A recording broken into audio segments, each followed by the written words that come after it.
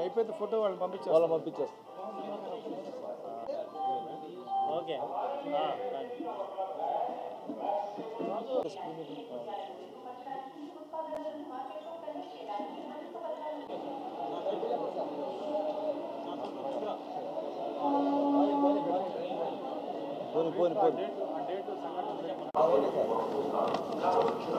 ఇది 5/6/25 తేదీ సాయంత్రము 11:11 నుంచి 6:20 నుంచి 6:15 6:11 నుంచి 6:20 మధ్యలో వందే భారత్ మీద C5 C8 C11 కోచెస్ మీద రాళ్ళు వేయడం జరిగింది.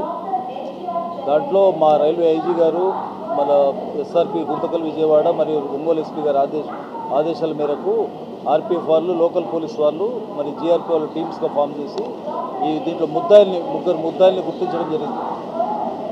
గంగవరు బృషీంద్ర, ఖాదర్ బాషా, కరీముల్లా వీళ్ళని ముద్దాయిల్ని సీసీ కెమెరాల ద్వారా ఐడెంటిఫై చేయడం జరిగింది. వీళ్ళు నిన్న రాత్రి 7:45కి ఆ బ్రిడ్జి దగ్గర, హైవే బ్రిడ్జి కింద వాళ్ళ ముగ్గురిని అరెస్ట్ చేసి ఈరోజు కోర్టుకు సబ్మిట్ చేయడం జరుగుతుంది.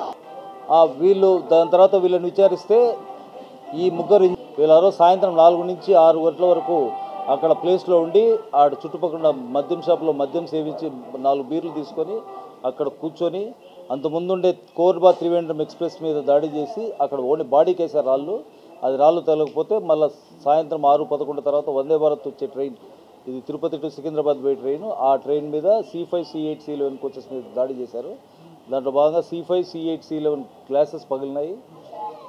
దాని తర్వాత వాళ్ళ ముగ్గురు నిందితులు రిషీంద్రబాబు, ఖాదర్ బాషా, కరీముల్లా వాళ్ళ ముగ్గురు నిందితులని సీసీ కెమెరా ఫుటేజ్ ద్వారా లోకల్ పోలీసు, జీఆర్పీ, ఆర్పీఎఫ్ వాళ్ళ అందరి సహకారంతో నిన్న సాయంత్రం 7:30కు సంఘటన జరిగిన స్థలంలో వాళ్ళని అరెస్ట్ చేసి మళ్ళీ సీన్ అంతా రీకన్స్ట్రక్షన్ చేసి ఈరోజు రైల్వే కోర్టు నెల్లూరులో రైల్వే కేసెస్లో వందే భారత్ మీకు తెలిసింది పిఎం సార్ గారి ప్రెస్టీజియస్ ప్రాజెక్ట్. ఇది రైల్వే దాడి మీద ఏ దాడి జరిగినా కానీ దాని మీద అది స్టూడెంట్ అనే కాదు ఎవరైనా కానీ చట్టం అందరి కోటే వర్తిస్తుంది కాబట్టి వాళ్ళ మీద కేసు రిజిస్టర్ చేసి ఇక మీదట జరగకుండా అవేర్నెస్ ప్రోగ్రామ్స్ కూడా అన్ని కాలేజెస్లో కండక్ట్ చేస్తారు. రైల్వే ఆస్తుల మీద, రైల్వే డిపార్ట్మెంట్కి సంబంధించిన ట్రైన్స్ మీద ఎటువంటి దాడులు చేసినా వాడి మీద కఠిన చర్యలు తీసుకుని పడతాయని చెప్పడానికి ఇదొక ఉదాహరణ. మీ ద్వారా మనం అందరికీ సమాజానికి చెప్పదలుచుకుంది ఏంటంటే, రైల్వే ఆస్తుల మీద కనుక, రైల్వే దానికి ప్రాపర్టీస్ మీద కనుక ఏదైనా డ్యామేజ్ చేయడానికి కనుక ప్రయత్నిస్తే కఠినమైన చట్టాలు, అన్ని నాన్ బెయిలబుల్ కేసులు ఉంటాయి రైల్వే యాక్ట్లో, వాటి కింద నమోదు చేసి వాళ్ళ భవిష్యత్తు కూడా పాడైపోతుంది. కాబట్టి అటువంటి చర్యలు ఎవరు ముందు తీసుకోకుండా ఉండాలని మేము మీ ద్వారా ప్రజలకు విజ్ఞప్తి చేస్తున్నాం.